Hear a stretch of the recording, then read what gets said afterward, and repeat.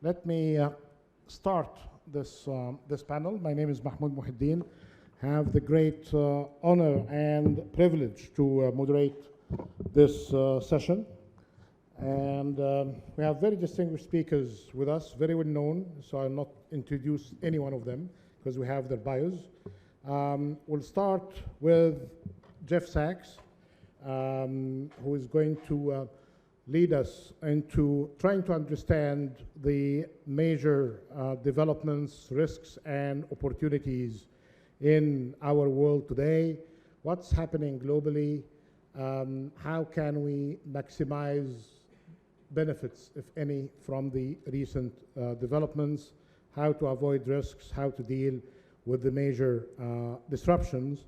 Then, through the discussions, we are going to be reacting to what Jeff has to share with us, and we have very distinguished members of the panel today. I'm intending to make this panel as interactive as it should, and will give opportunities for the many participants who would like to take the floor in this very important topic. I'm very happy to have this opportunity. Many thanks to the organizers, of course, my good friend and colleague, Dr. Al-Badawi, Dr. Hassan Ali, Dr. Shino Ghanem. I cannot really speak without recognizing the leadership role of the founding parent of the ERF, Professor Dr. Heba Handousa, and of course with us, my good friend who did a good job yesterday in our national dialogue, Dr. Hussein Badrawi. Well, I can spend the rest of the time trying to be nice to the participants, but I think we have areas of substance that we like to cover in this important discussion today. So without further ado, Professor Sachs, the floor is yours. Wonderful. Thank you so much for letting me join such a wonderful group and to brainstorm together on the MENA region in the mixed crazy circumstances of our time. You know, what are the opportunities? The opportunities are that we're living in a technological revolution that is absolutely extraordinary. And if we're clever about it, the digital world, AI, online services, digital access, the plummeting costs of zero carbon energy sources are all opportunities. They're opportunities to make major advances in well-being, in climate resilience, and in climate mitigation, among other investments. There are major opportunities to bring more young people into quality education. There are opportunities to expand health coverage and many other crucial facts. That's the good news. Now I have to turn to the long list of problems, which is that we're obviously not in a world right now where the focus of attention is getting the good things out of this technological revolution. We're in the worst geopolitical mess that I can recall in my lifetime, I would say. We have really a very difficult world scene where, of course, there is one major hot war not so far away from Cairo that has shaken the whole world, and we have extremely unpleasant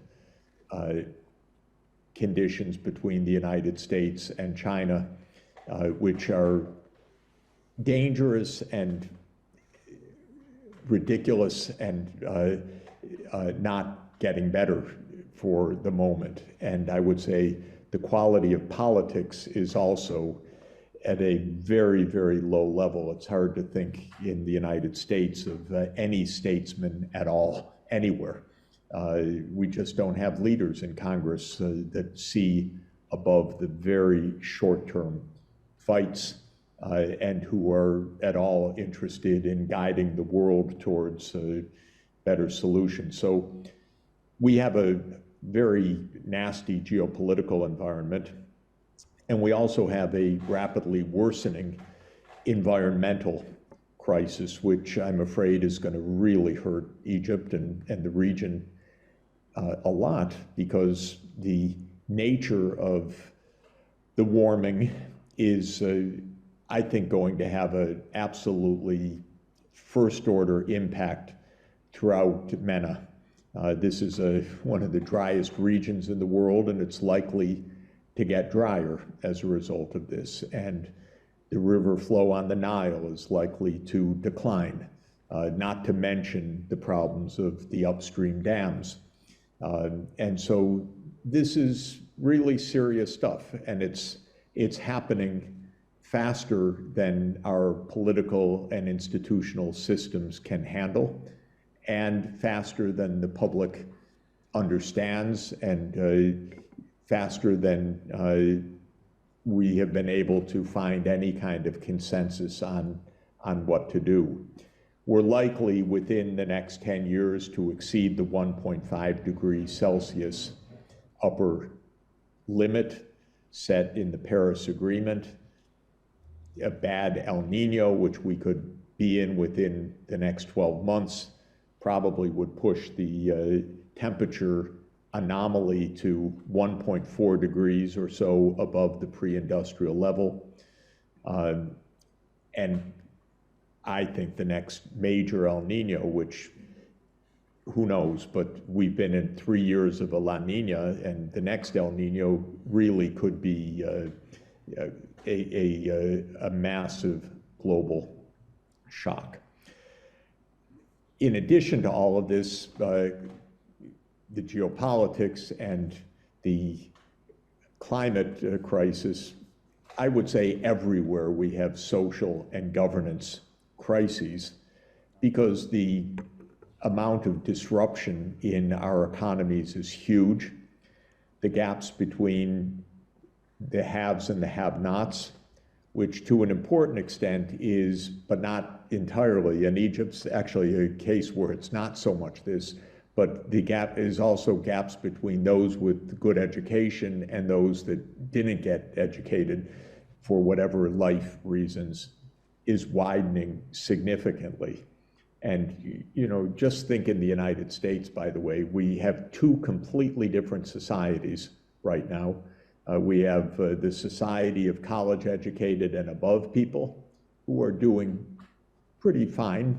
And if you have an advanced degree, you're doing quite well.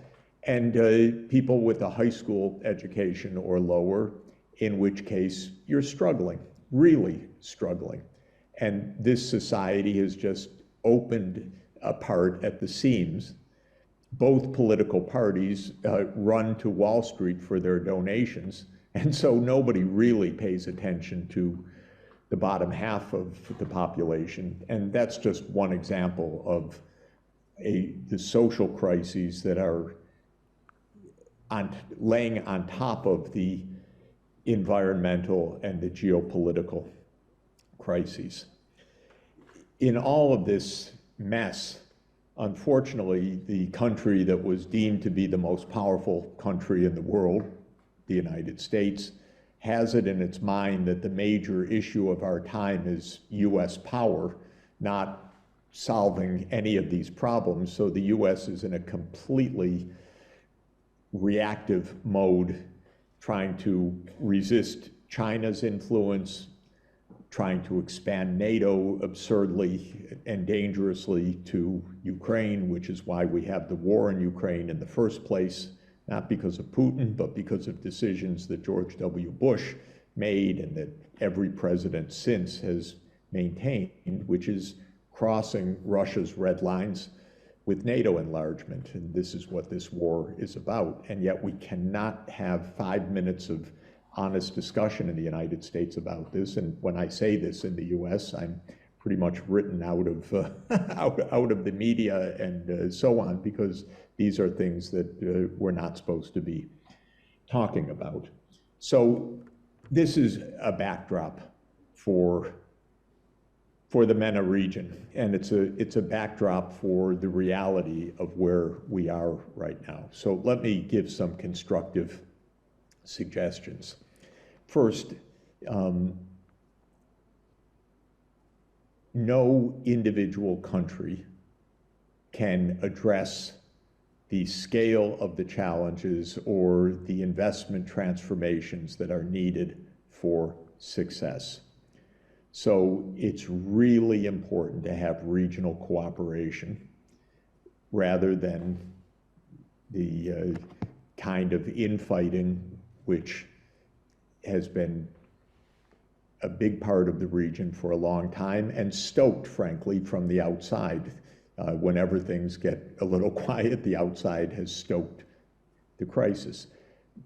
In my opinion, the single best piece of news for the MENA region is the thaw of the conflict between Saudi Arabia and Iran, which could actually possibly promote some regional cooperation at a much more effective level. So this is where I see a glimmer of hope. But the first point I would make is regional cooperation is really important. Second, a strategy in which the region maintains good relations with all of the competing regions of power is necessary. There's no solution for MENA on being on the US side versus China or on the Chinese side versus the US. This is very difficult and delicate geopolitical reality. The Arab region needs to have normal relations and good relations, I would say, with China, with Russia, with Europe, with the United States. And I think the essence of the diplomacy is to say, don't make us choose sides. And the US is very much a you are with us or you are against us kind of mentality, but it's a completely hopeless mentality for the reality of the challenges that we find. So I would really urge good, strong relations with China on an ongoing basis. I would urge good, normal relations with Russia, and I would try to maintain normal relations with Europe and the United States in all of this without trying to be pushed one way or another. And of course, the region has really been manipulated for decades in one way or another, so it's very hard, but I think that it's extremely important. The third point, in my view, is that the essence of addressing the challenges, whether it's climate change or energy transformation or education or water, which is crucial, obviously, is a long-term investment strategy. So I think planning is more important than ever, and planning at the state level and the regional level is really important because a lot of what is needed is regional scale infrastructure. Most importantly, a regional scale energy system as part of this energy transformation, but also regional cooperation on ecosystems, on water management, on river management, which is obviously fundamental for Egypt with the upstream pressures on the Nile and so forth, is very, very important. So regional planning, and especially around public investment, is crucial. It sounds to me like the development model of the 1950s and the 1960s, which was thrown out, but I think it's right, which is we're in an age where we need some large-scale infrastructure at the state level, but with a lot of integration across North Africa, a lot of integration between North Africa, Western Asia, and Europe. And this requires a lot of planning, which isn't really happening so well right now. But that requires the calm of peace rather than the crisis of war. So long-term planning of investment, integrated investment strategies. So the strategies for energy need to be integrated clearly with the strategies for water management. They go together. These need to be integrated with the strategies for public transport, housing, buildings, and so on. And the SDG agenda aims at that kind of integrated and holistic planning, and I think that it is really a vital part of what needs to be done. The big puzzle, if all of the rest could be accomplished, peace, planning, identifying good technological options, and so forth, is finance. Because we're in a broken international financial system right now. The good news is everybody basically knows it now, that the international financial system finances rich countries and it basically writes off poorer countries. The rich countries are given investment grade, they get funding. The poor countries are given sub-investment grade. They don't get finance, and every few years, such as 2023, there's a debt crisis because countries are financing themselves on short-term loans, and some shock happens and the loans go bad, and then we have a big debt crisis. And the official financial system, which is designed to address these needs, is not bad in concept, but it just operates at a very insufficient scale. So the total lending per year of the World Bank, the African Development Bank, the Islamic Development Bank, the Asian Development Bank, the Inter-American Development Bank, and others, the total is disbursements of $100 billion a year for about 4 billion people in need. In other words, just completely inadequate to the scale of the challenge. And Mahmoud and I are in endless meetings talking about the need to scale up this financing system maybe 5 to 10 times. And to do that quickly. And Secretary General Guterres has called for an SDG stimulus, with the meaning that within the next year, we're already getting a big expansion of scale of funding. For the MENA region, if you think about two of the banks that are consequential, one is the African Development Bank, and the other is the Islamic Development Bank.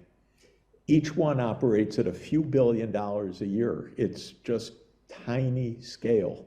And what we need is a massive scaling up of those institutions.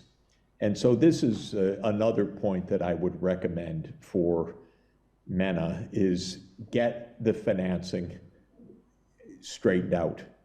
And the good part, of course, in MENA is you've got some heavy hitters with massive amounts of financing, and of course, the Gulf. And the Gulf could, first of all, dramatically capitalize the African Development Bank and the Islamic Development Bank to provide a lot of quality long-term finance and Islamic finance, by the way, which would be very attractive in avoiding long-term crises at a much, much larger scale than is happening right now. And I would strongly recommend a big focus on this. And perhaps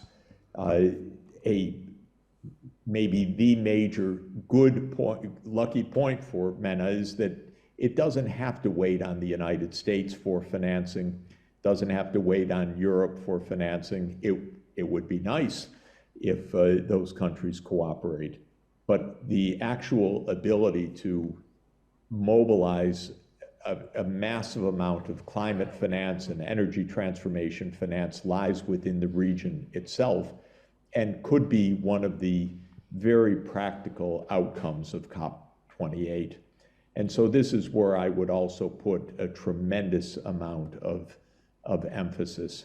So just to close, I'd like to see the region get together and say we need a big investment push over the next 25 years in clean energy, in desalination, in urban infrastructure, in digital access, in online education, in healthcare, and so forth. And for each country, as part of that, to lay out its investment plans and strategies, and to build a large regional capacity for finance. Again, African Development Bank, Islamic Development Bank, the EIB, European Investment Bank, definitely will contribute. European Bank for Reconstruction and Development can play a significant role. The China Belt and Road Initiative can really play a very significant and positive role. But I would spend my time and effort on focusing on a massive scaling up of quality infrastructure and public services. And I think the private economy will develop on that basis, but the public economy is the foundation for this healthy private economy to grow. And so just to close, that's where almost all of my time this year is devoted, is to the question of the financial architecture and what practically can be done. And I'll just say that when I look to Washington, what I hear from friends as well as not friends is nothing much can be done. Washington's paralyzed. It's not going to make any heroics. By Washington, I don't mean the IMF and the World Bank. I mean the US government. But what I would suggest is that we don't have to wait for the US. We should go to all able and willing partners to move quickly now and not let the slowest member of the group slow down the whole world in this transformation. So let me stop there and turn it back over to you for some discussion. Right. Thank you so much, Jeff. Excellent. Okay. So, Mahmoud, could I make one more point? I forgot. I just want to make one more point. Go ahead. Which is everything will be easier when this war in Ukraine is ended. And believe me, the day that Joe Biden says NATO will not expand to Ukraine is the day the war ends. So this is a war that could end tomorrow. And the United States doesn't want it to end because it doesn't want to say that. But the more it hears from countries around the world, stop the damn war, it's killing a lot of people and disrupting the whole world, the faster it's going to end. And it can end through negotiations. I just wanted to add those thoughts. Right. Right, and I think taking this argument further, Jeff, from the global perspective on war, to given that you have provided many regional solutions. So hoping as well for peace in Sudan, in Palestine, ending the tensions in Yemen, ending the factors of frictions between the Arab countries and the major neighbors around the Arab world would be definitely helpful, because you put lots of good solutions in the areas related to regional cooperation. I see more hope to adopt your solution in a region like the ASEAN, reading a nice piece by Kishore Mahbubani in Foreign Affairs about how the ASEAN managed to do well and navigate the tensions between Washington, Beijing, and other powers, either incumbent, all powers, or emerging powers. But if I can come back to you on a question, when we seek some global solutions, you only emphasized, for good reasons, what we can really be getting better from the fixing or reforming the international financial architecture, but you put a regional dimension to it with reference to the African Development Bank, the Islamic Development Bank, and the two neighborhood banks of Europe. So what can we get from the global solutions which were celebrated in the past to solve some of the major regional and national problems? On national level, you emphasize the importance of planning. But is that a kind of good summary of your guidance on the regional emphasis, and perhaps in a good day you can get something from the global level? At the global level, you know, for our global institutions, as you know well, Mahmoud, because you've helped to do it, there's a lot of constructive willingness at the IMF and the World Bank to be creative right now and to be constructive and to help design solutions. The big problem at the World Bank is they need more capital. And from what I hear in the US government, it's not going to happen for a long time. And so, you know, whether really more can be done with the new World Bank president, who's a real gentleman and wants to do a good job, Mr. Banga, it depends on the bank having the resources to do more. Similarly with the IMF could be really a constructive solution to the liquidity crises that are happening all over the world, but the battle of how much leeway the IMF has was fought with the US government in 1944, and the US said you will be a stringent operation, and we're still facing that problem. So at the global level, I'm worried that the G20 will not be able to keep a normal focus because of the geopolitical tensions. Maybe there will be a wake up in the US that this kind of aggressive pose really doesn't satisfy American interests.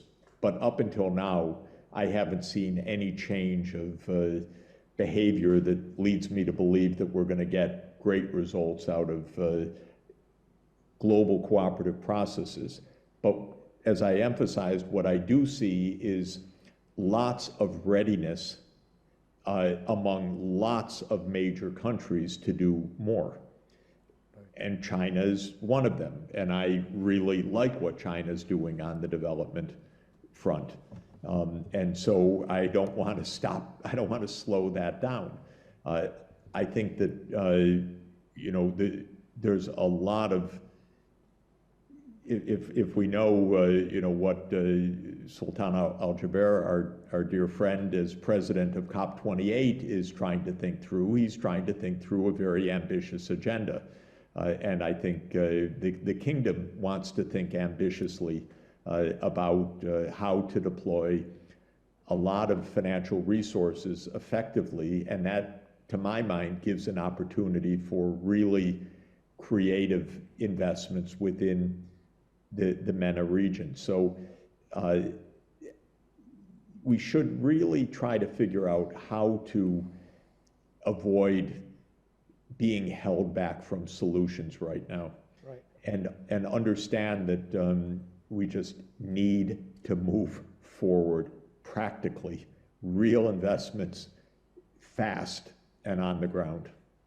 Right. You mentioned finance and investment as part definitely of the enablers towards achieving the SDGs and dealing with climate challenges.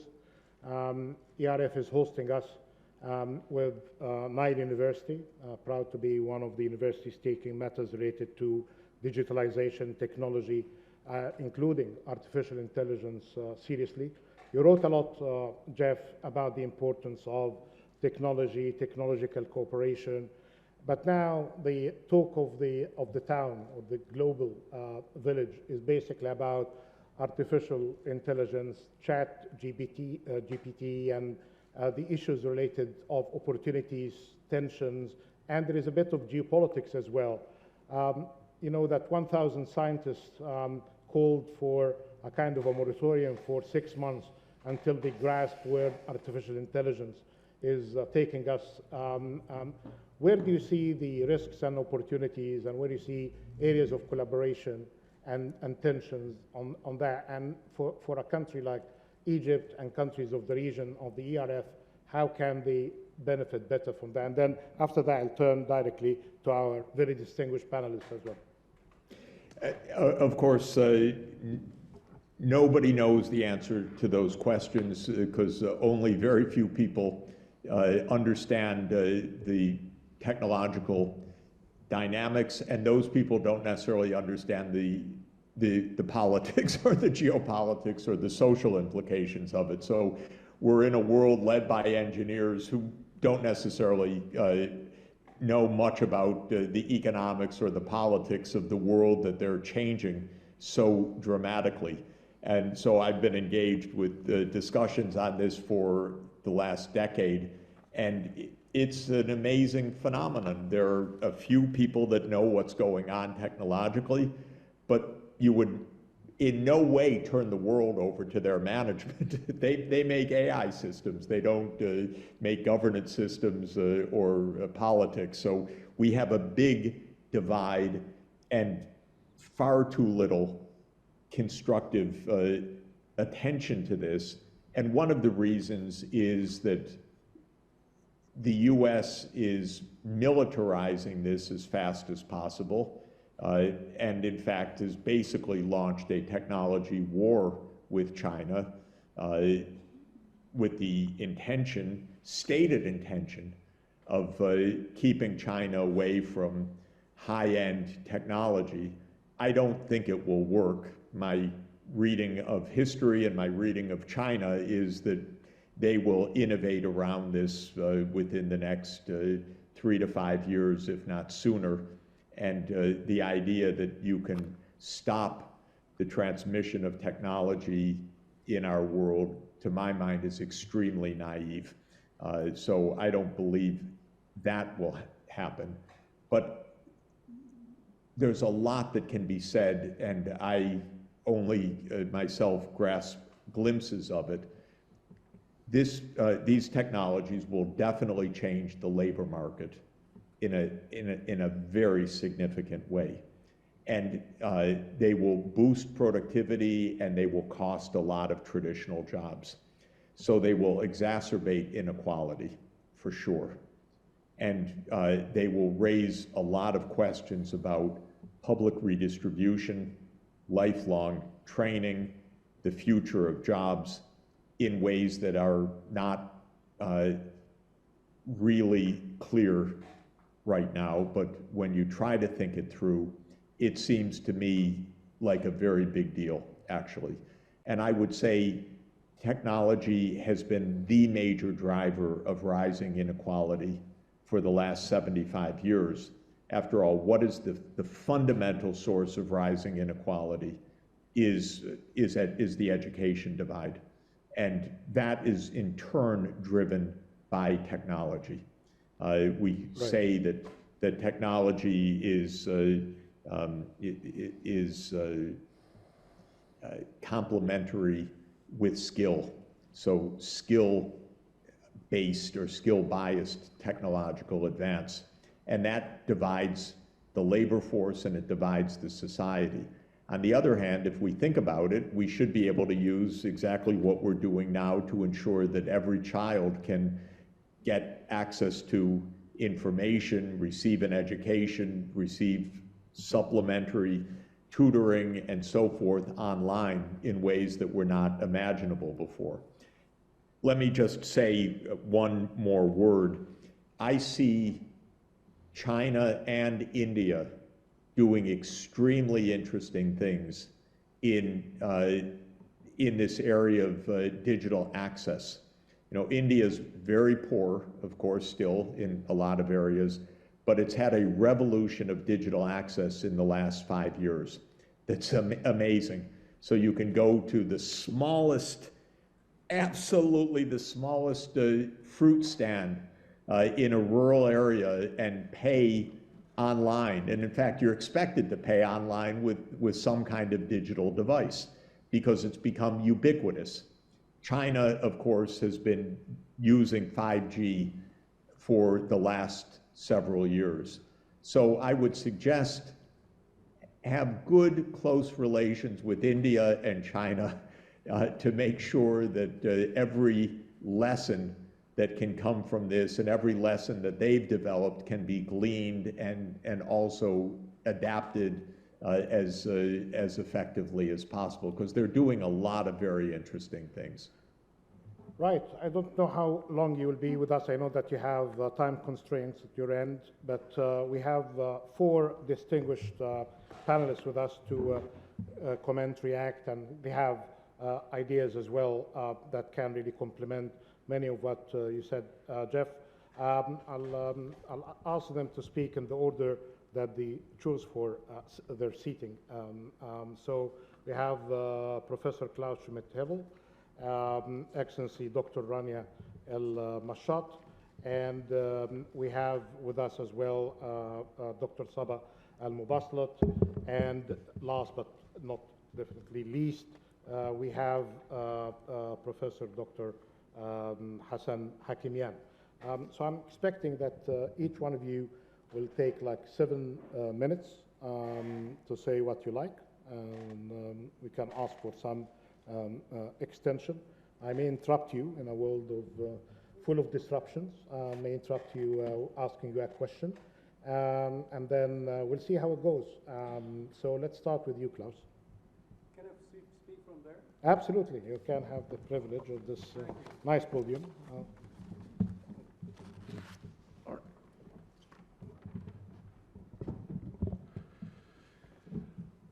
Well, good afternoon. It's always a double pleasure to be at ERF. In this case, I thank Ibrahim El-Badawi and all the organizers of this wonderful 3-4 day conference. I have learned a lot, and we will learn even more the next days, I'm sure. It's a double pleasure because it's always a pleasure to discuss Jeff Sachs' wonderful presentations. Let me say from the beginning, I tend to concur with 90% of what he has presented, and I tend to differ strongly with something which is a bit more than a quibble or a footnote. I will to refer to it later. My comments are inspired by Jeff's words and by the wonderful report put out jointly by Isaac Diwan and Ibrahim El-Badawi as lead coordinators of the report and presenters this morning.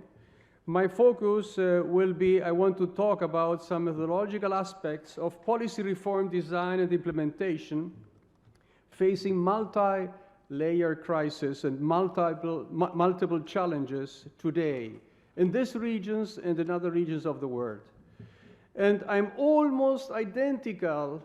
My notes were done before Jeff started to talk. He spoke about different crises. Mine are almost identical. I identify 4 multi-layered crises, and I list them from the most urgent to the more important.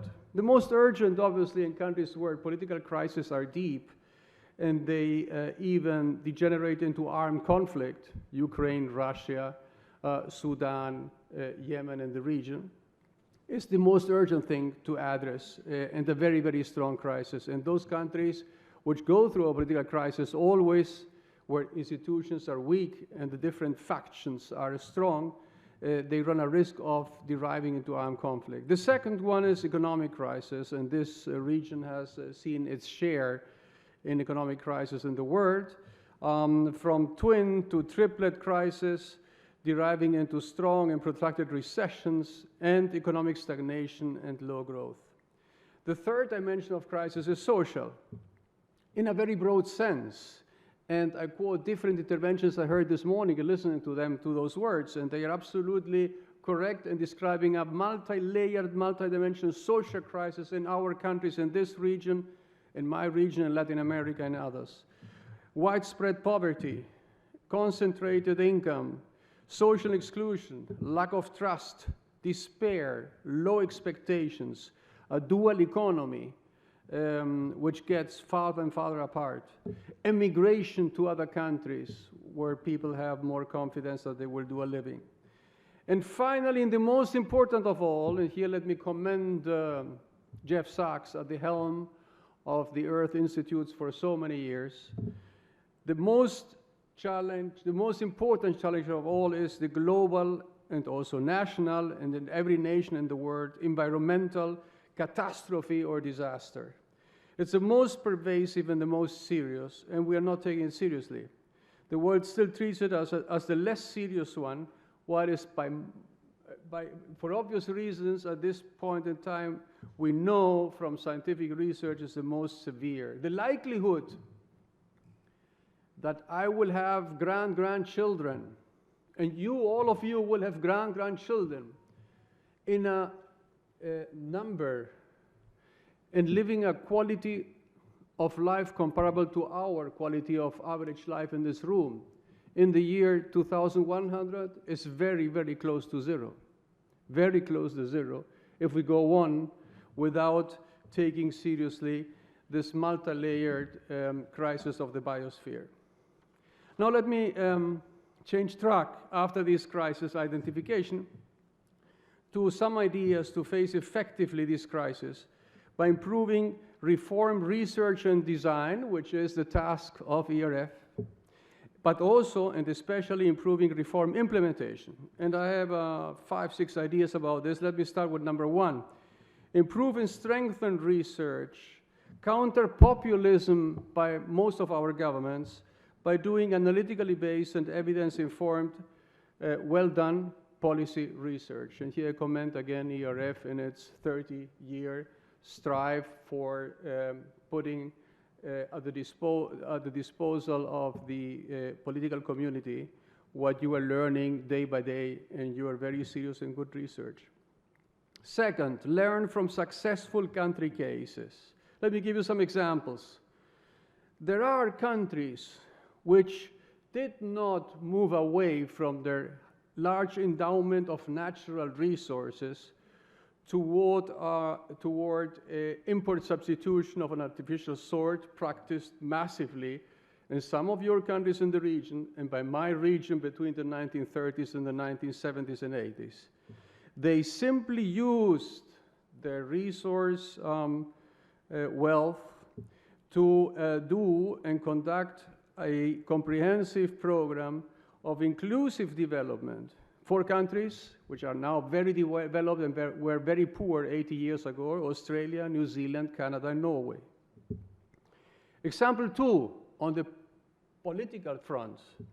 The political transitions in my regions from Mexico to Argentina and Chile in the south, they have been by and large successful, from military dictatorships in the 70s and 80s to democracies in the 90s, and in most countries still today, democracies. Let me go to number 3. Learn also from policy failures. look at what does not work.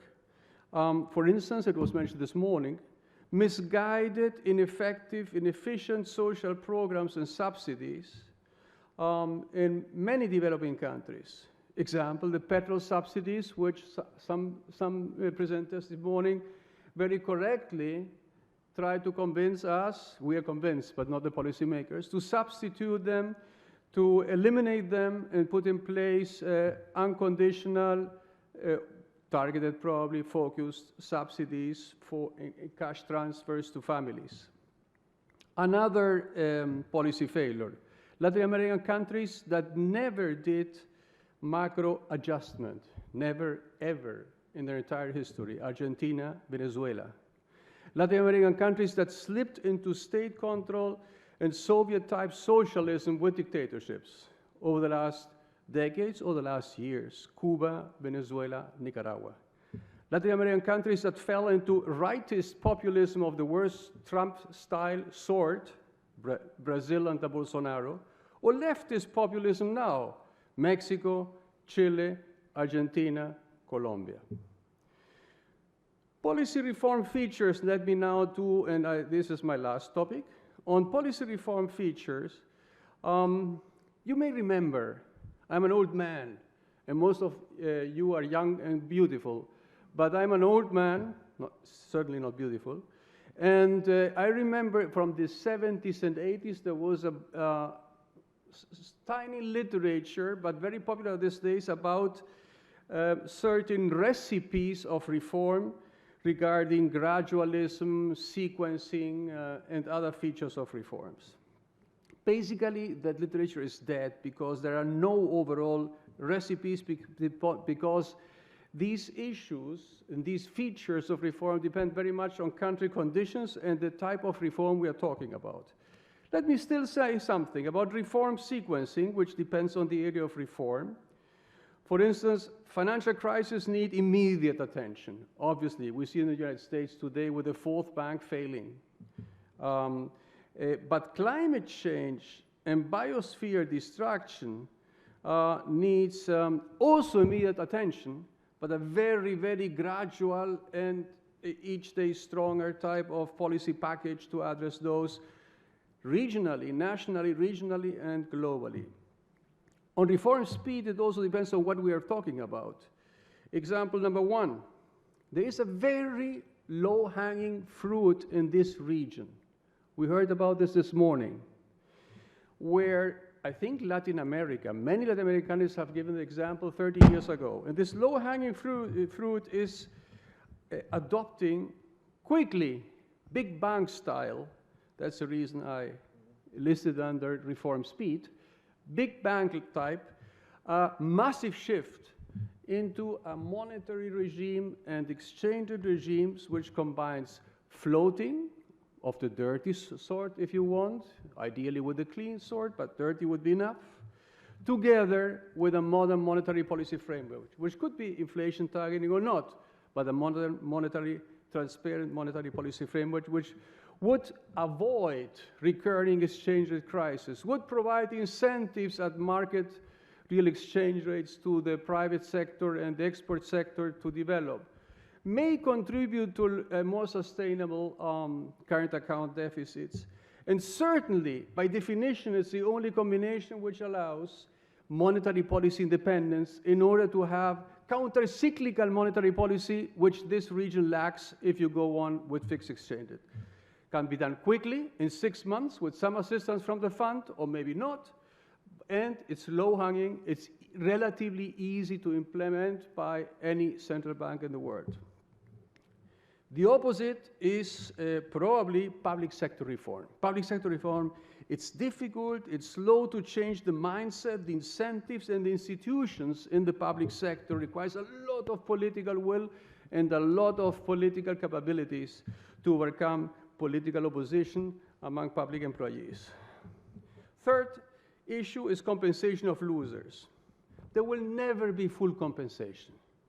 Some losers will lose their shirts, some losers will lose their complete wealth, And some losers will be partially compensated. How much to compensate your losers when you nationalize a public enterprise and the overpaid public employee loses its job?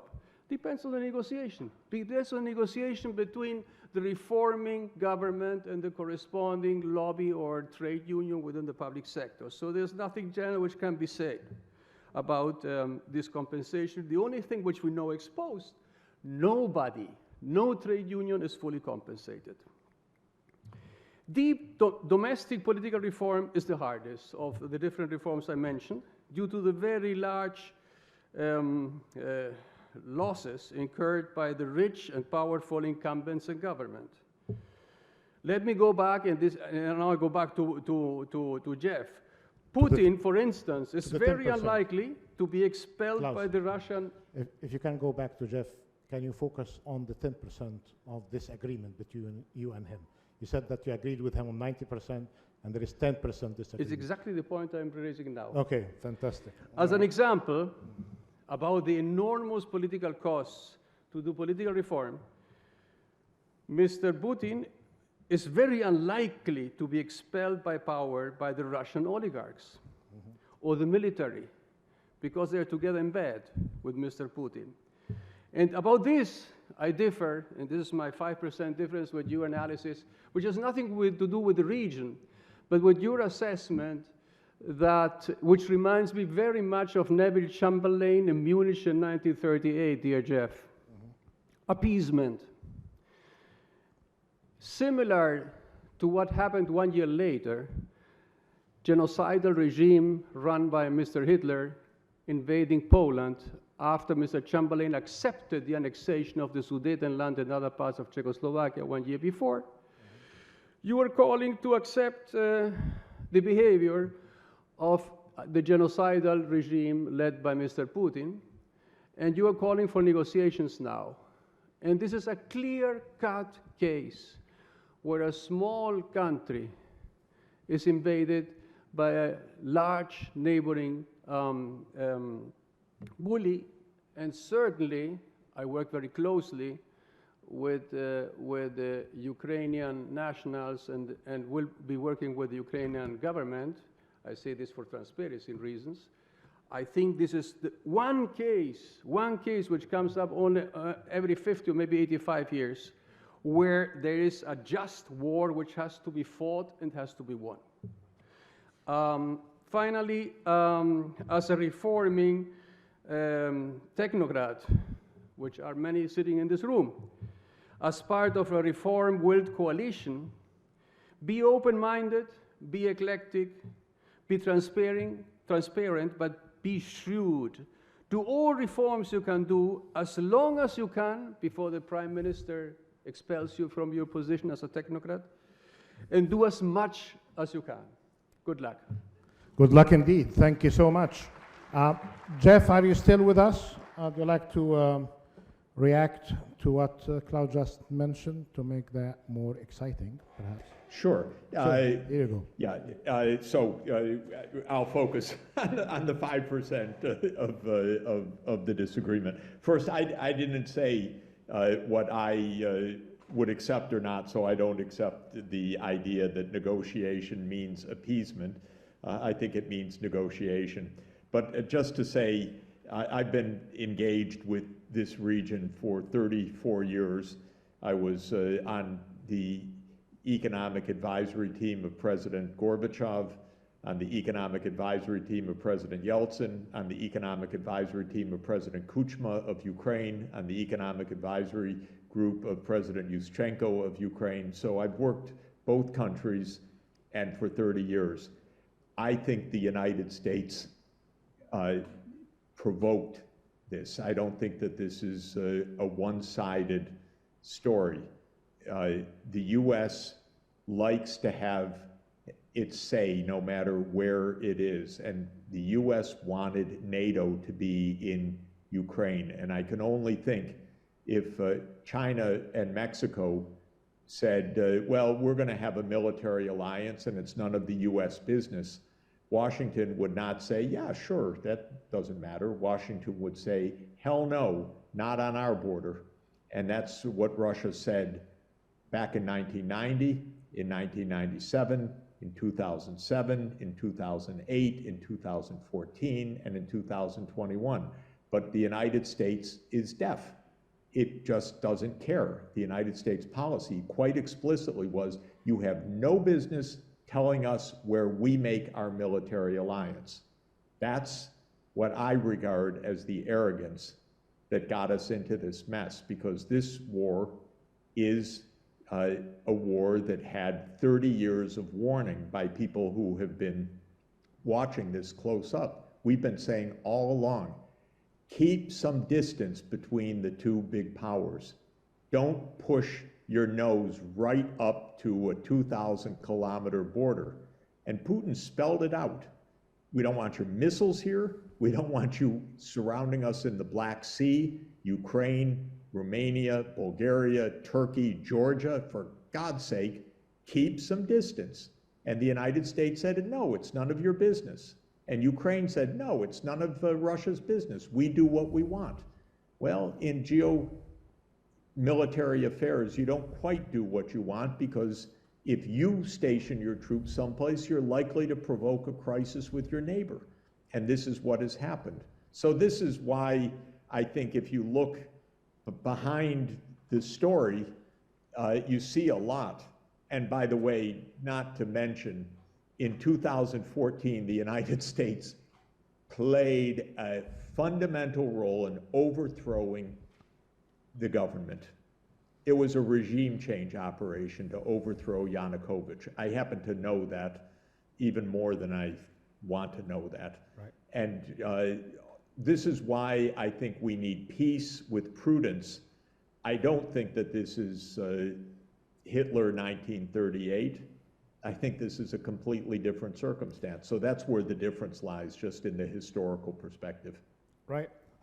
Well, thank you so much. Well, in this discussion, not just in this session, but during the day, I like very much what issues related to policy making have been highlighted, almost in a very prescriptive way, as Klaus mentioned, and as earlier in the first session, Dr. Omar Razaz, with his research and practice experience, gave us some good, insightful comments for ministers and the ministers and prime ministers to be. Dr. Al-Badawi as well highlighted examples from what's happening in our sister organization in Africa, and highlighting as well the good work by Raghi Assad and his colleagues in matters related to the labor market and migration. Having said that, in a world that suffers from a deficit in trust, you highlighted many of the crises that can justify the use of the word of polycrisis.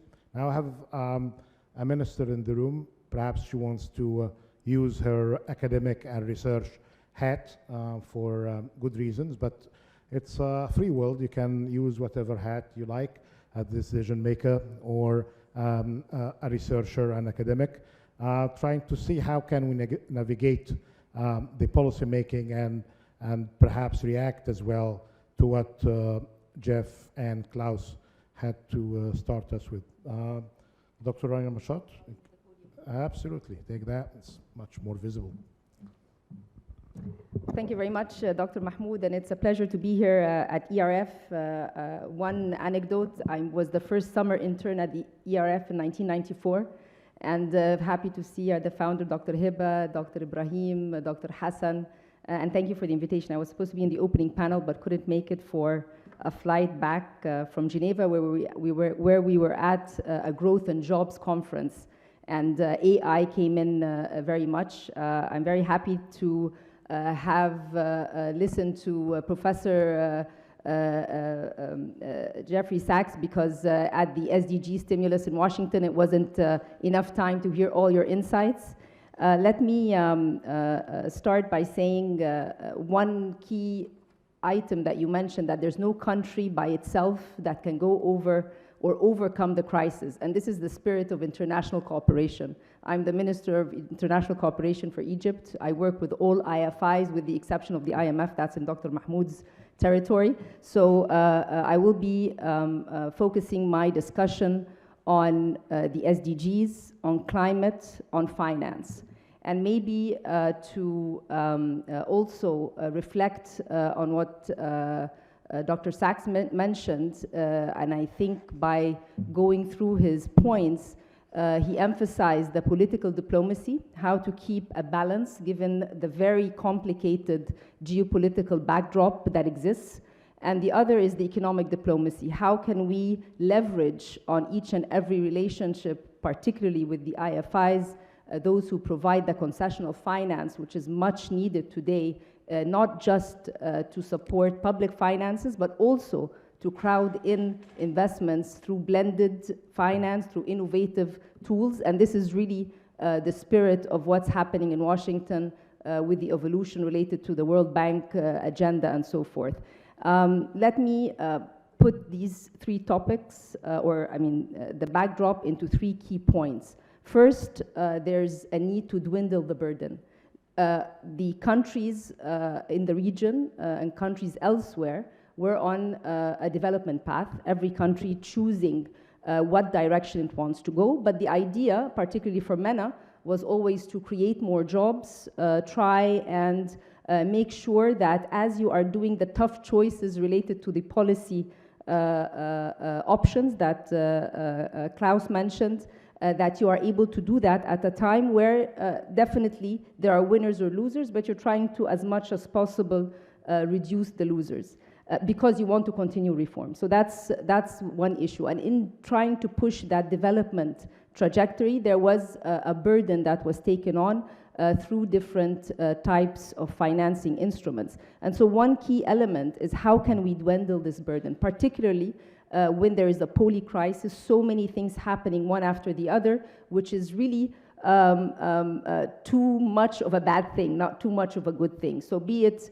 coming out of COVID, be it the food and oil crises that are affecting many of the countries, and now the struggle with maybe potential refugees and also the environmental and climate needs. So that is one issue. The other issue is that in order to push forward on reforms, to be able to mobilize the financing from the different IFIs, country ownership becomes extremely important. And in order to access this concessional finance, be it from the World Bank, from the African Development Bank, and I'll maybe at the end discuss a little bit Egypt's experience on this, because in light of what Klaus also mentioned, experience sharing, a lot of South-South cooperation can be highlighted on how to actually access the finance from these institutions, have a convincing argument, and at the same time make it very much linked not just to the national goals that you have, but align the national goals with the global goals so that your accessibility is much more. And the third point under country ownership is that in each and every strategy, private sector engagement becomes key. And let me give an example. I'm Egypt's governor at the World Bank and EBRD and alternate at the African Development and many other IFIs. Three words always come up when we are discussing our country strategies with the institutions. Growth has to be inclusive, and here comes the idea of the gender parity as well as youth. Growth has to be digital, and here comes the concept that was presented, be it the digital economy or the use of AI. And here we have a huge discrepancy between the North and the South on this point.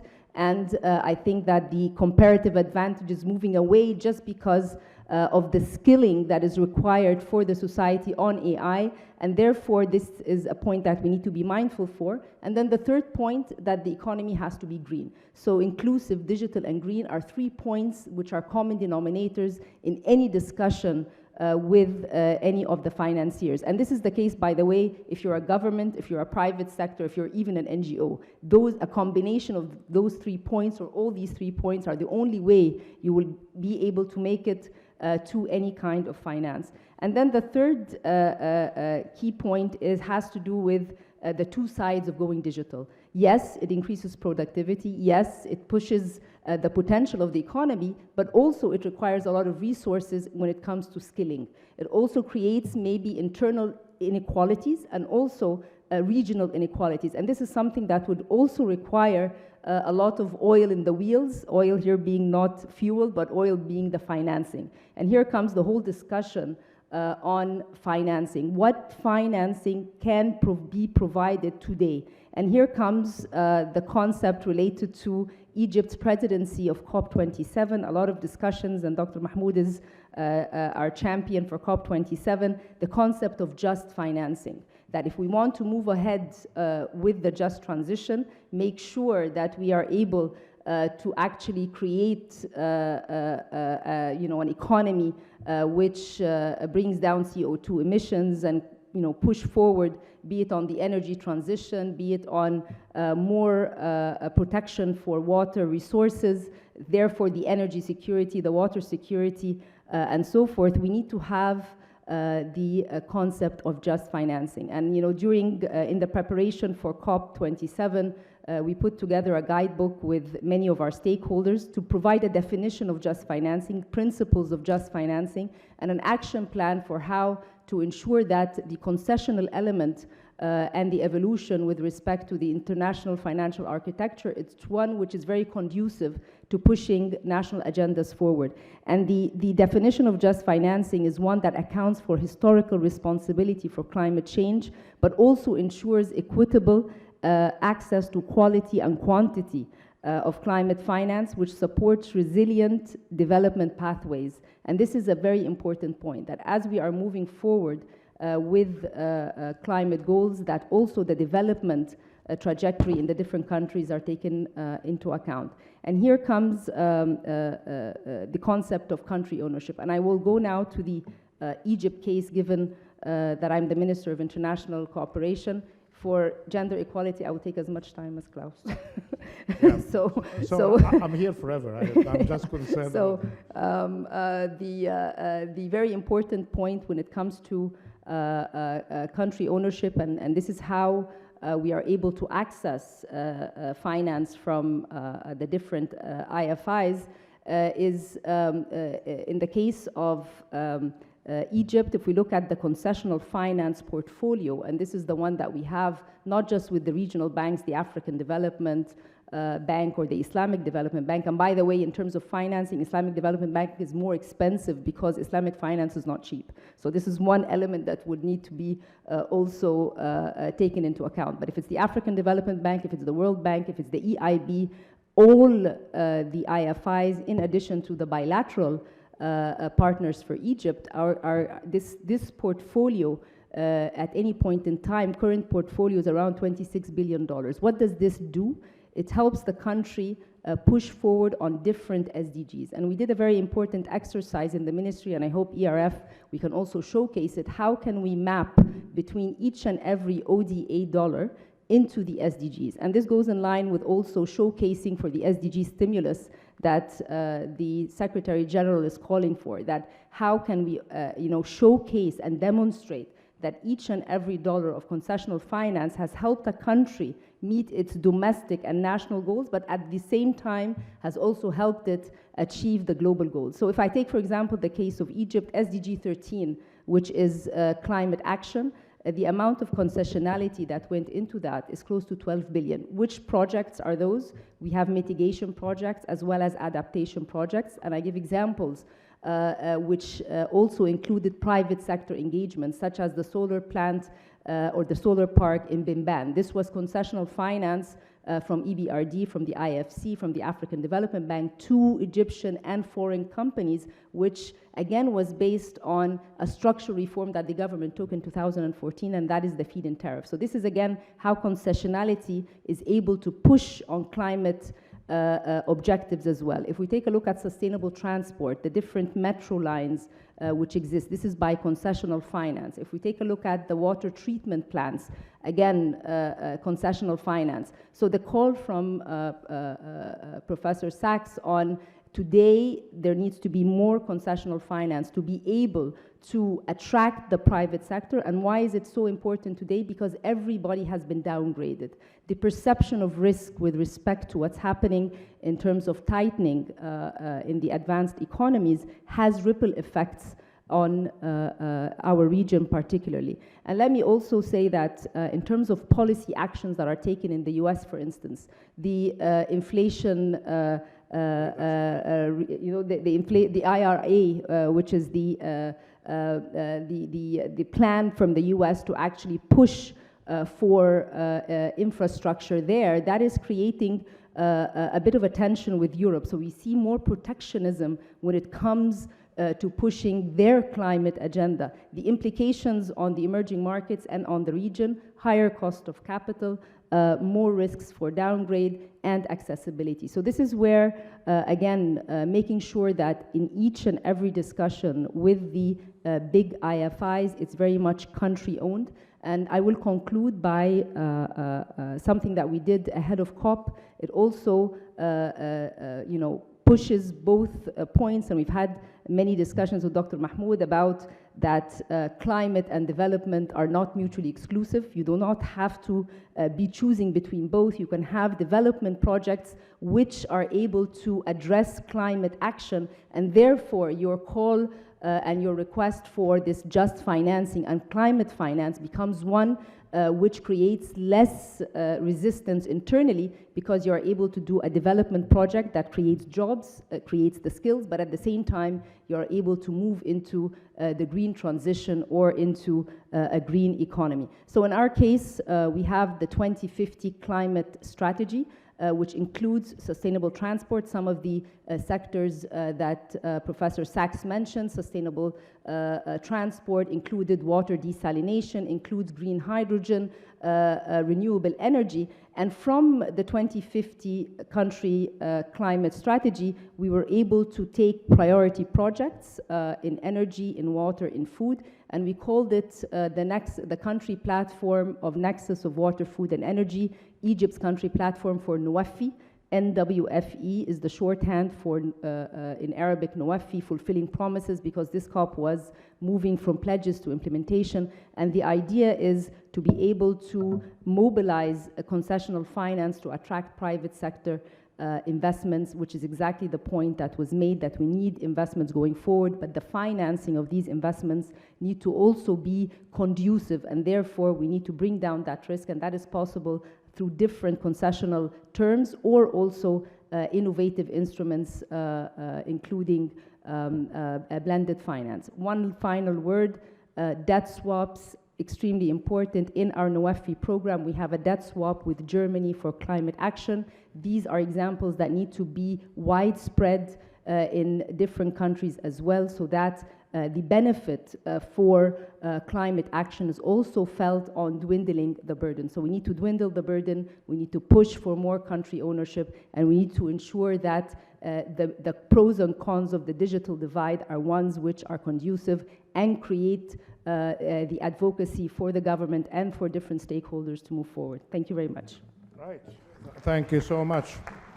All right. Professor Klaus had many contributions, including redefining the length of 7 minutes that Dr. Rania had to use as well. So we'll see if, Jeff, do you have any reaction to what Minister Rania had to share? No? You are happy with her? I thought it was great. Okay, thank you so much.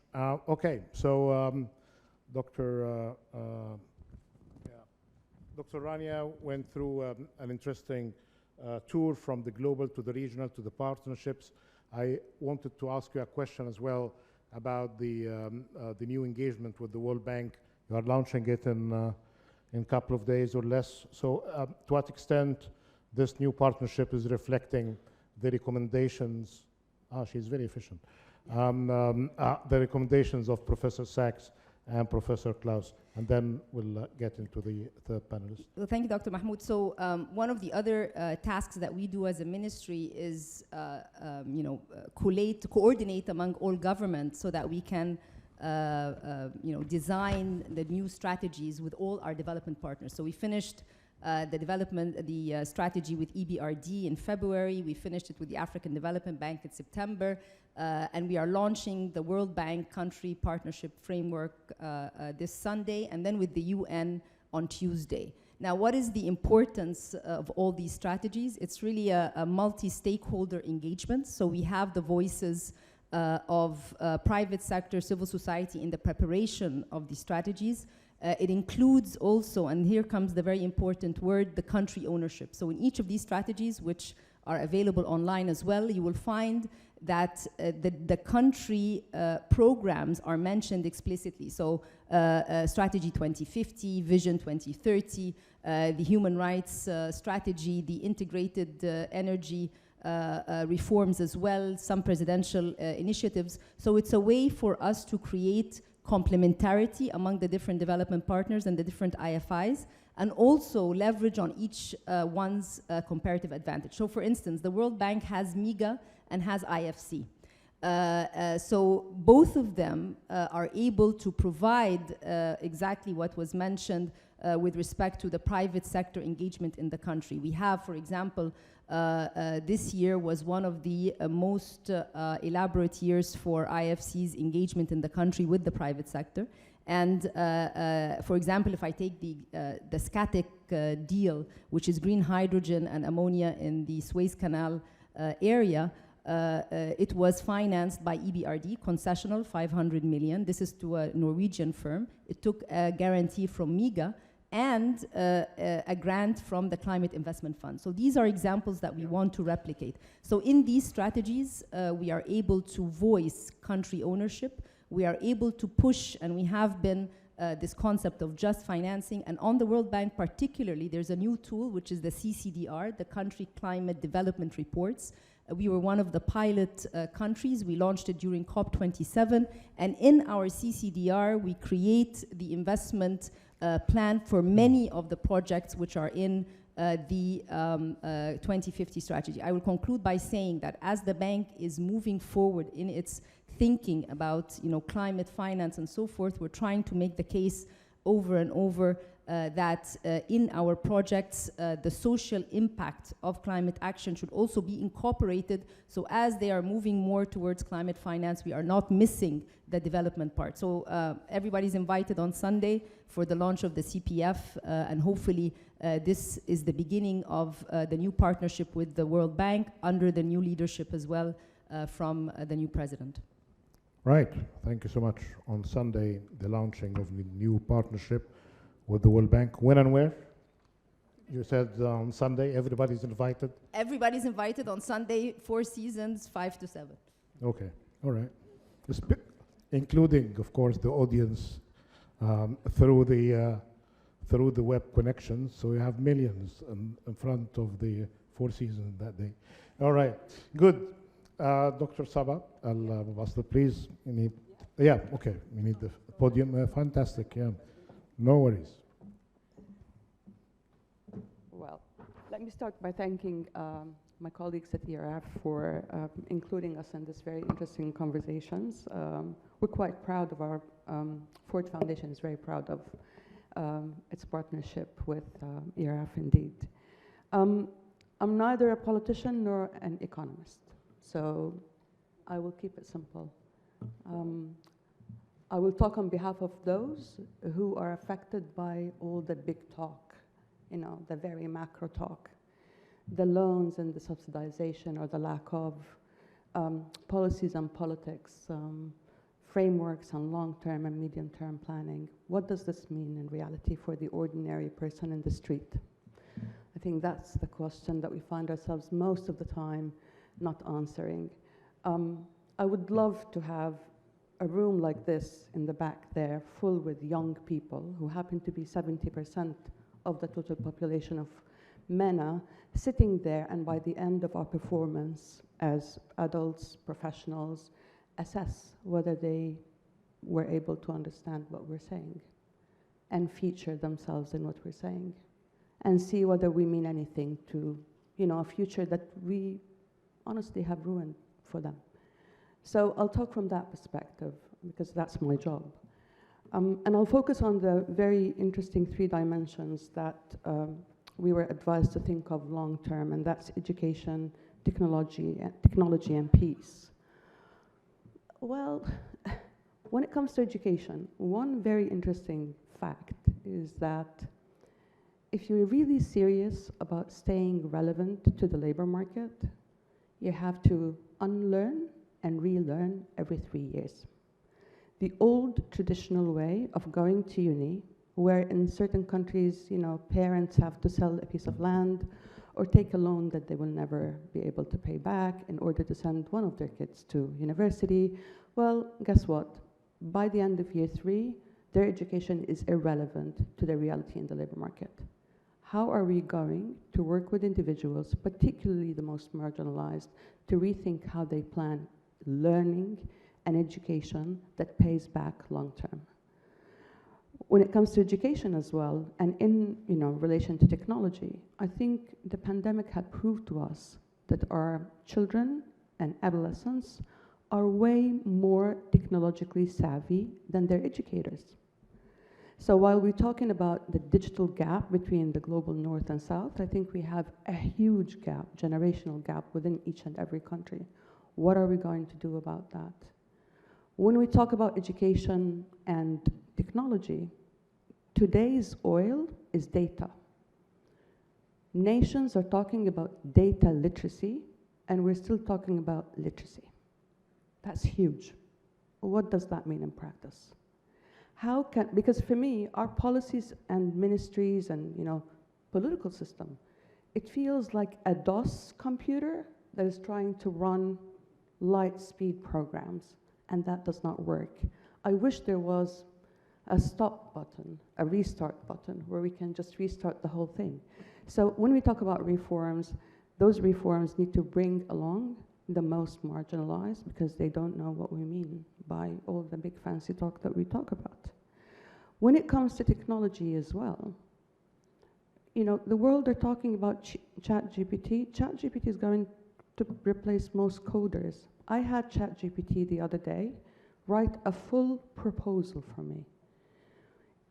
If you provide ChatGPT with the accurate data and pieces of information, it can get the job done for you.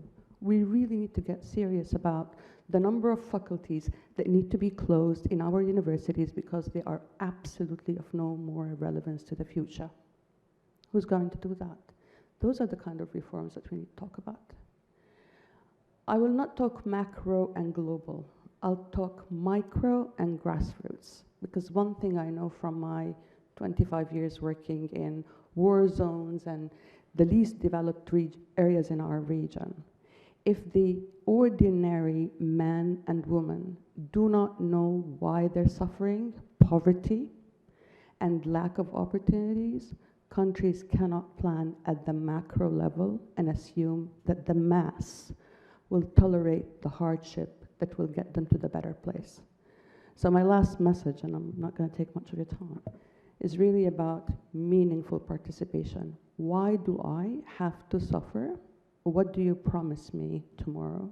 And how can I partner with you so that the country is owned by all those in it, including the ordinary man in the street, so that when it goes down or when it's facing difficult times, people can really stand shoulder by shoulder and push forward together. One thing I've learned, that not all people are equal, or as the Forum book told us, some people are more equal than others. I think it's about time that all people become really equal. I appreciate your time, and I thank you very much for a very interesting conversation.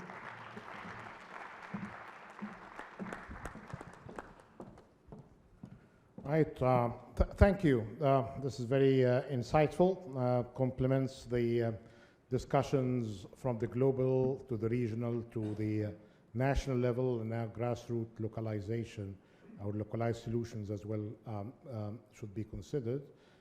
I wonder, in your work program as Ford Foundation, you are translating some of what you just said now into programs in action in the region where you are engaging in partnerships. I think you can use it. It's ready for action. Yeah, we do actually. We do a lot. We work in the entire region, but what we call in-depth or countries of focus happen to be Tunisia, Egypt, Jordan, and Lebanon. And in all those countries, we focus on working with civil society, who we believe can keep the fabric together, so that they can really shed the light and help translate the big talk into practical, very ground level talk. And at the same time, we work closely with governments. Like currently, we're working very closely with the Ministry of Social Solidarity to make sure that the database that has to help with country profiling for vulnerability study is done properly, because we do believe that countries need both ends of the equation, but there need to be the catalysts to really bring both to the table, so that people and governments, or governments and people, are planning together for a better future. So we do that. Very good. Can I ask a question that may not be very silly? What happened to that proposal of ChatGPT? Was that for experiment or No, for it was real for action? experiment actually, but as someone who receive a lot of proposals and have to assess them and evaluate them, it tricked me. It read smart, and that was really very scary. It had a lot of non-fictional things, but it sounded smart, just like us. Sometimes we sound very smart, although we're not saying much. So ChatGPT can do that. So, of what was mentioned just now, I think could give you, Dr. Badawi and his colleagues ideas for a next conference. Thank you so much. Dr. Yeah. Mahmoud, can I make one correction? The launch is in the Nile Ritz, not in the Four Seasons, so that is for transparency and honesty. Right, okay, thank you so much. Good for that correction. Perhaps you're getting an update from one of your good colleagues or organizing this event, or perhaps from ChatGPT as well. Right, we're missing on this panel Dr. Layla. Had some personal reasons for her not to be with us. But as mentioned at the very beginning, Dr. Hakamian is with us, and would you like to take the floor? Okay, good.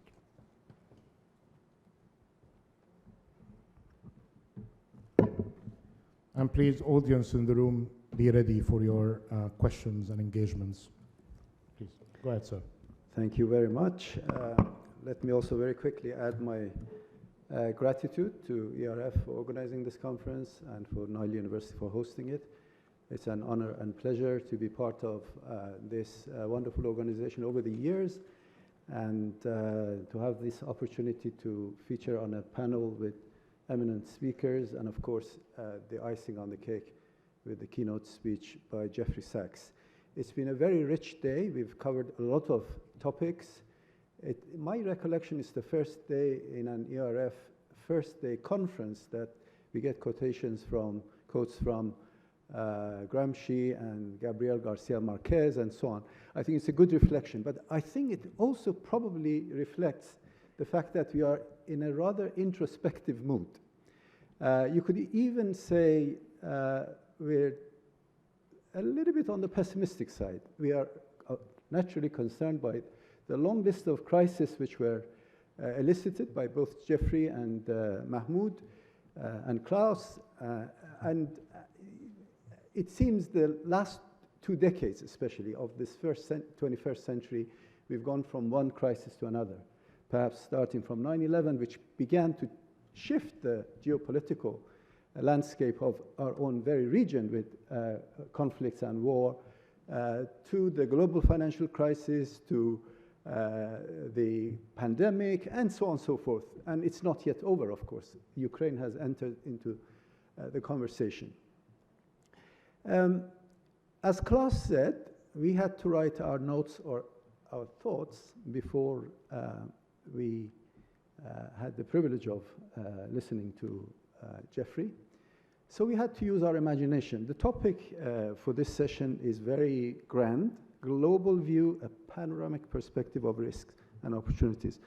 The combination of global and panoramic, is an open invitation to use our imagination. I asked myself, being the last person on the panel, on the last session of this day, what is it that I want to make sure we don't miss out in terms of messages? And in terms of points that could have or should have been raised, and of course, given the richness and the depth of and the breadth of the conversations, this is not an easy task. But I'm very glad to say I picked up a priori something that Jeff very rightly, in my view, emphasized, and that is the serious geopolitical, geomilitary risk humanity is actually staring into. And that is the palpable state of relations between the US and China. I was going to actually start with a startling quotation, another quotation today, but since Jeff ended, I think with a very correct and right message of peace, I want to actually start with my conclusion. And let me also remind ourselves of what Sun Tzu, the Chinese general, military strategist, writer, and philosopher, said 500 years BC. He said, he was talking about, this is the art of war. Build your opponent a golden bridge to retreat across. A golden bridge to retreat across. Klaus, I get worried when people talk about just wars that must be won. This is a nuclear age. Do you really think wars can be won? At what cost? So I'm 100% on that point with Jeffrey, without a doubt. The effort should be on finding solutions for peace. And this is where I'm not 100% convinced by Jeffrey's point that if tomorrow, if I didn't understand him mistakenly, if tomorrow the promise of or the potential for NATO membership was taken off the table, we would have peace. I'm not 100% convinced that Putin would withdraw from the lands that he is now occupied in the east of Ukraine, because the nature of the equation has changed. So we may not actually be at that rather promising conjuncture where peace is staring into our eye. So whilst I wholeheartedly vouch for the need for search for peace, I think the situation is rather more complicated. And so now let me come to my starting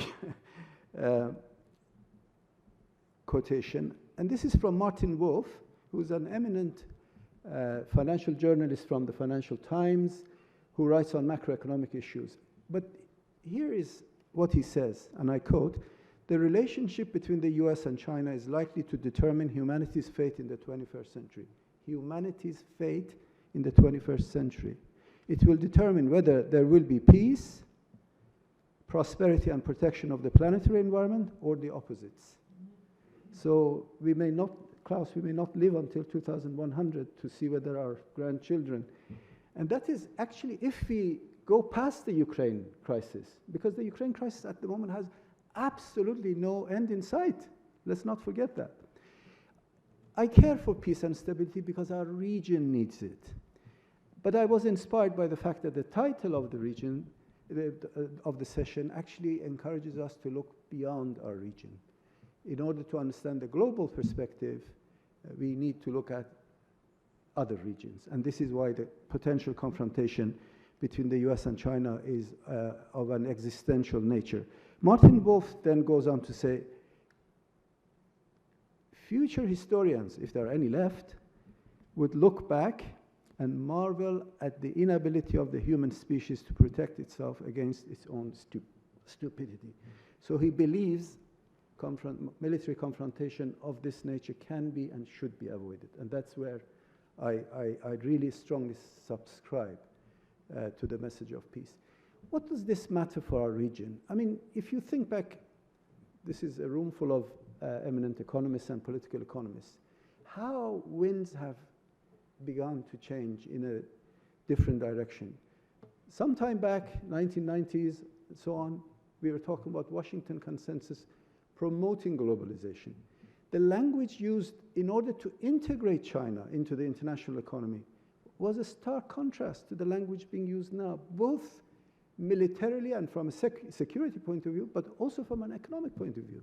Now, we heard several times today, deglobalization.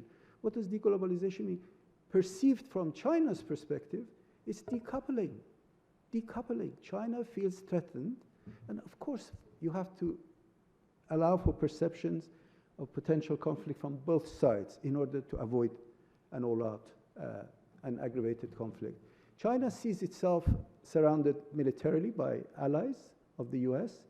The US expanded its military presence in the Philippines. 4 more bases were added, I think it was in February. And of course, other allies.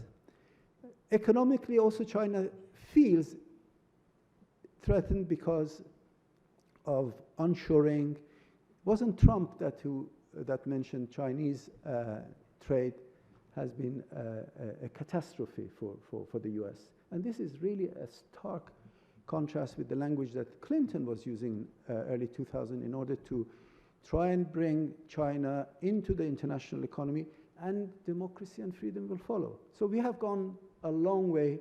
When you look backwards, the perspective of the Washington Consensus has given rise to a new Washington Consensus. And this is where I think at one extreme, if we get into military conflict, it would be disastrous. I don't actually think humanity can survive, because we're talking about military on a scale which is not seen before. But even if it's low-level, continuous, we will see continuation of the international economic sanctions regime that have become increasingly more and more popular. We will see a regime whereby significant numbers of the civilian population in the target countries will suffer hardship, double suffering, partly because of their own autocratic regimes, which are subject to the economic sanctions, but also partly because of the dire impact of the sanctions. Sanctions, of course, have a very palpable record in either changing the behavior of the target countries or in regime change. There's no shortage of sanctions that have failed to achieve their stated objectives. And moreover, it is entirely arguable that economic sanctions are economic warfare. Warfare has rules of engagement. Economic warfare doesn't.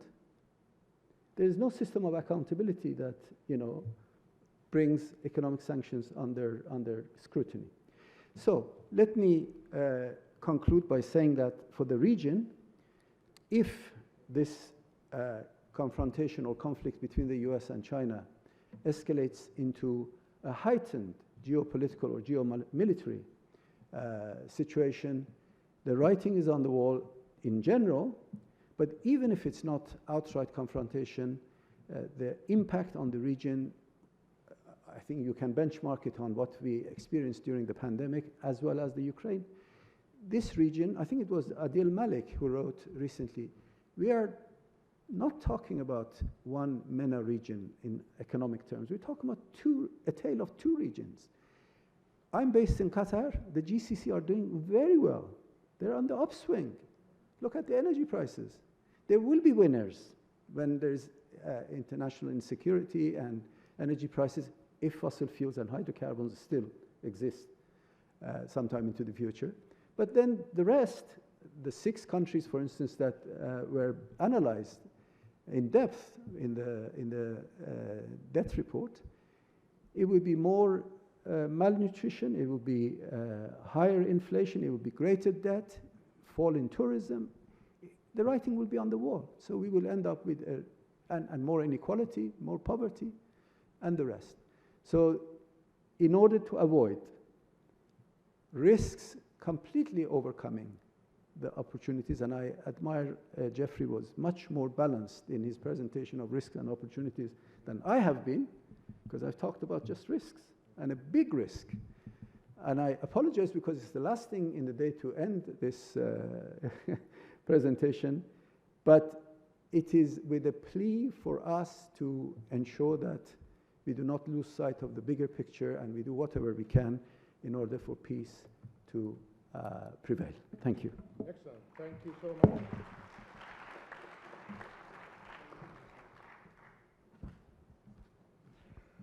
Right. Thank you so much. This is really a very wonderful conclusion of the panelists and the reactions to the great presentation by Professor Sachs.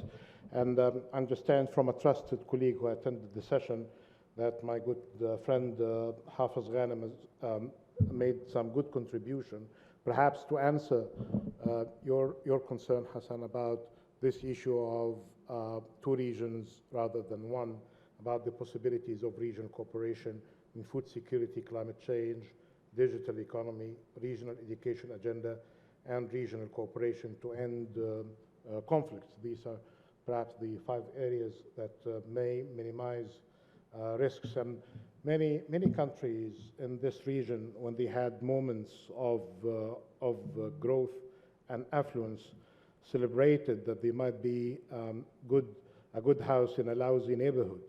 But we have learned that sustaining prosperity will not really happen without effective collaboration between the different members of a region. And again, the ASEAN could be a good example to follow. In better days, the European project as well was a good example to follow. At least it succeeded in ending conflict and sustaining the peace for quite some time. But that could be an area of discussion. That could be, again, a reminder of an old piece by Muhammad Al-Aryan and Stanley Fisher about the definition of region and whether MENA is a region. But this is an old piece, I think, goes back to 1996, if not before. Right. Still have time for questions. Yes. I don't know if Jeff is still with us or still there. All right. Okay. So we can benefit as well from having Jeff with us. And may I start with the first hand I saw? And please introduce yourself and the affiliation that you prefer. Dr. Omar, please.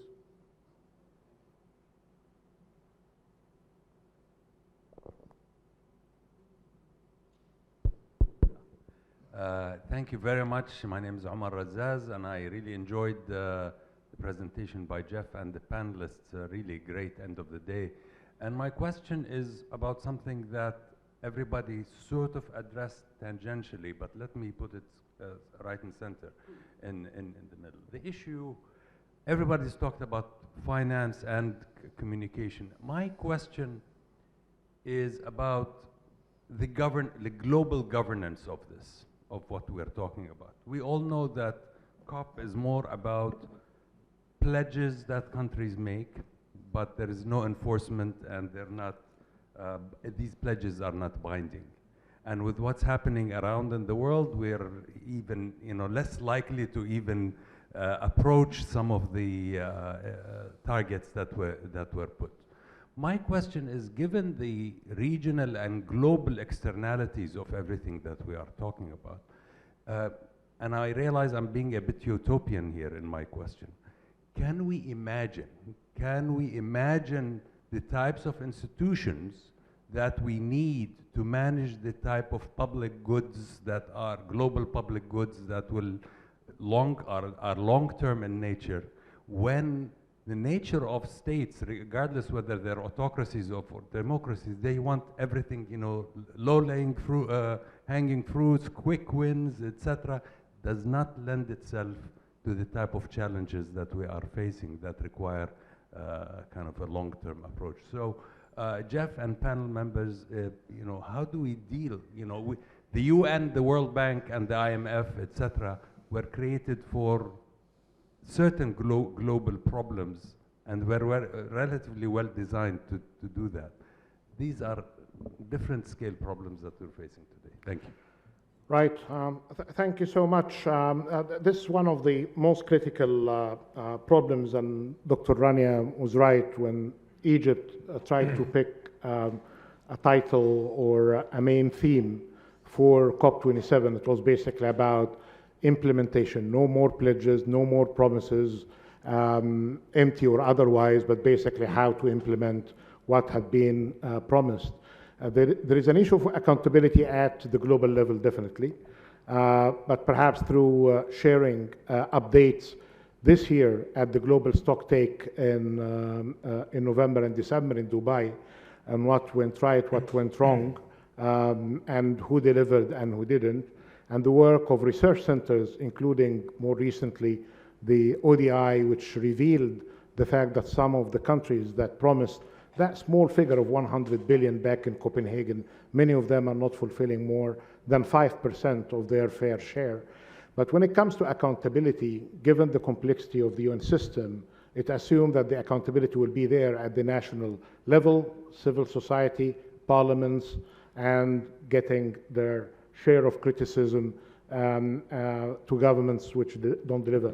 But let me hear from Jeff, and definitely from the panel members, on how to solve Dr. Omar Razaz's big question. Great. Amar, terrific question. And unfortunately, the problem is more geopolitical than institutional. Actually, I would say the UN-based organizations, whether it's the IMF or the World Bank or World Meteorological Organization or FAO and others, are really quite good, very professional. They have a very global vision. They adhere to the science and the evidence. And then they find themselves at the hands of great power politics. And this is why we're in a lot of flux right now, because basically we don't have a settled great power politics. The United States really is extremely confused and agitated because its global role has passed in the way that it doesn't understand. The rise of China is a fundamental change in the world system. The rise of India is a fundamental change in the world system. The existence of the BRICS, which are larger in economic size than the G7, is really a big transformation because the North Atlantic ran the world, so they thought, for almost 2 centuries, and it's over. And there's nothing fundamental about an inability to solve our problems now, because actually the problems are rather intelligible. The climate challenge, the energy transformation challenge, they're not mysteries. The mystery is finding the political context to get this done. And just one example, we need more capital in the World Bank for more lending. Very practical, very simple, very straightforward. The US won't do it. It won't do it. It won't do it for a number of reasons. One of them is half the country doesn't believe in helping the rest of the world, period. You know, it does not agree with the idea of enlightened self-interest. The other problem is that nobody wants to give more vote to China in the US Congress. Well, what a ridiculous thing for the world to hang on than that. That's the juvenile level of the problem that we're facing. There are no great stakes involved except a rather juvenile approach to a young and inexperienced country, that's the United States, that it has to be number one. And it's an illusion and an arrogance, unfortunately, that is, maybe it will go away in a few years. Maybe we'll grow up and say, you know, we have to cooperate with the rest of the world. And I have to say, we need Egypt's wisdom. I was amused when Hassan quoted Sun Tzu, 500 BC. You know, when Sun Tzu wrote that, Egypt was already 2,500 years of civilization. So, you know, you have wisdom tracks that go back another 2,000 years before that. So we need really to say to the United States government, and I know because I teach in East Coast universities in the US, we need to tell them, calm down. There's no such thing or value as being number one. Just cooperate. Be part of this world peacefully. Let China be China. China doesn't have to be in your image. China's statecraft actually is 2,200 years old. It's actually 2,241 years old, because China was unified under an administrative state in 221 BC. And it's been that way since then. And we shouldn't think, oh, Clinton said, well, they'll come around to the US model. Yeah, if you're complete ignoramus, you'll believe that. If you know something about Chinese history, you'll know that it's been a centralized administrative state for 2,000 years, and a very well-run one, by the way, I must add. So we need some wisdom here at high levels to say to our political leaders, calm down, you gotta get along. When you go to the G20, you need to talk to each other. You need to stop the fighting. You need to compromise. And it's not idealistic, it's actually very practical. And history shows the wars are the stupidest thing in the world. No one wins from them. Right. And that's, you know, we talk endlessly about the Peloponnesian War and that we're in that Thucydides trap. And the real lesson of the Peloponnesian War is that both Sparta and Athens lost, both. And so this is what we need to help our politicians to understand. Stop trying to fix the other country. Just try to get along and work together and fix your own country as your highest priority. Right, thank you so much. Are there any reactions from the panel to the same question, accountability, governance in this interesting world we're living in? Excellency, Dr. Rania, then Dr. Saba. Microphone there, yes. Try again.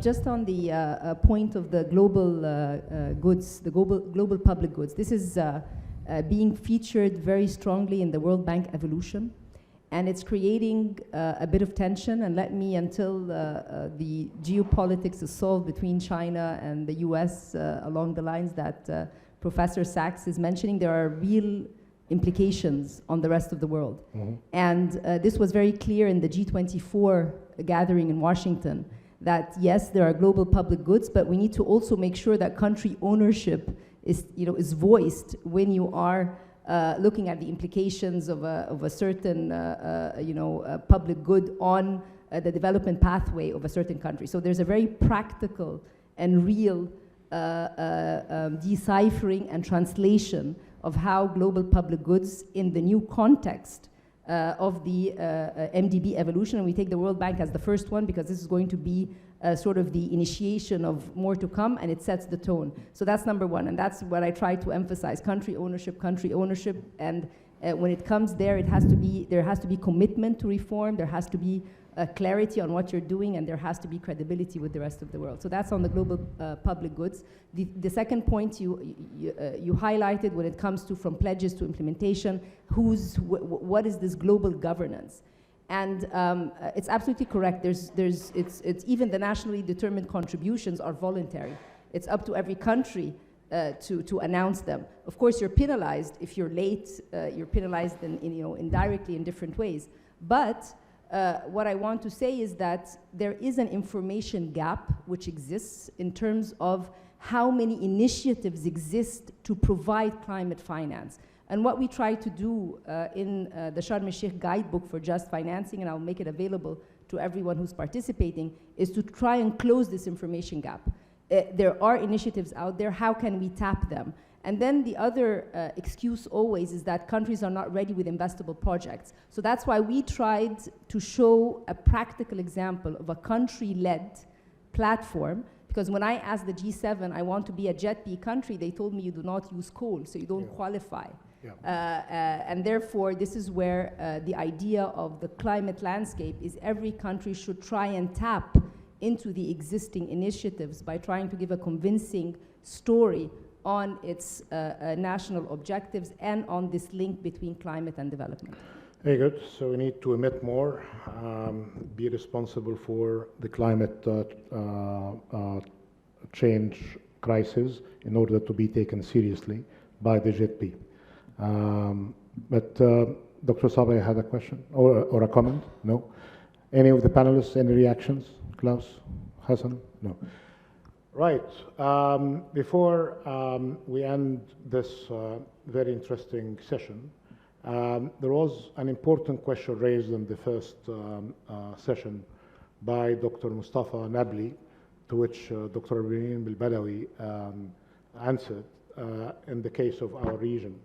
It's basically about the role of research institutions and academic institutions. Perhaps we benefit from your participation, Jeff, in some concluding remarks about the importance and value of the ERF, the Nile University here, in contributing to the solutions to our very problematic world. You have the academic experience. You taught thousands and thousands of students in top positions in academia and decision making, and you are very much active as well, so you have the practice and the research under your belt. What could be your answer to Dr. Nabli about, which is a kind of a standard question when you have a crisis, is it a crisis in the economy or a crisis in economics and the economic networks? So what could be your reactions to that?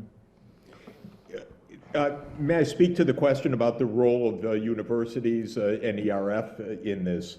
You know, we heard a very eloquent call for engagement of people on the street and civil society as part of how a society needs to respond to this complex situation.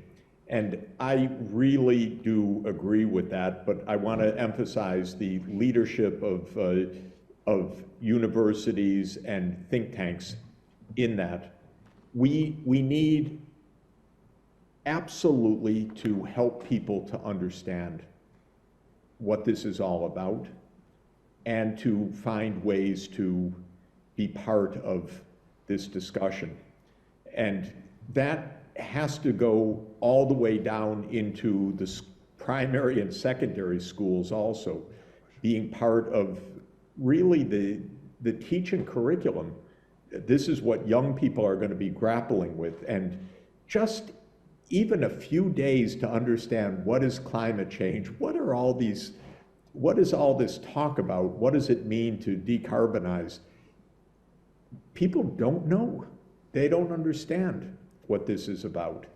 And that makes things very, very difficult and very sad and so forth. On the other hand, this is a kind of area where problem solving really can take place from the most local level.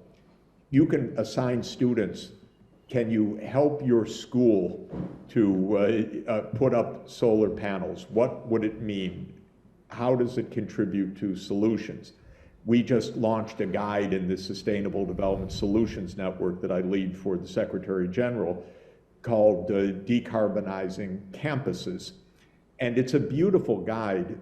And the point is not that universities emit so much greenhouse gas, but if you train students to tell them, figure out how to get to net zero on your campus, it's a great learning experience and a great way to be understood, to be engaged. And if we would tell students, speak with the mayor of your town about what is happening, whether on water or on climate. These are just examples that I think are extremely important.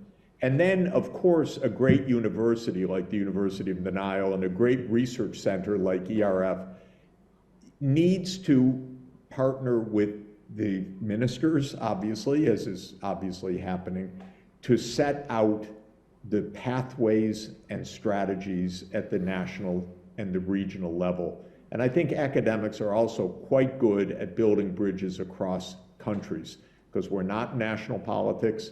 and we're talking to colleagues all the time.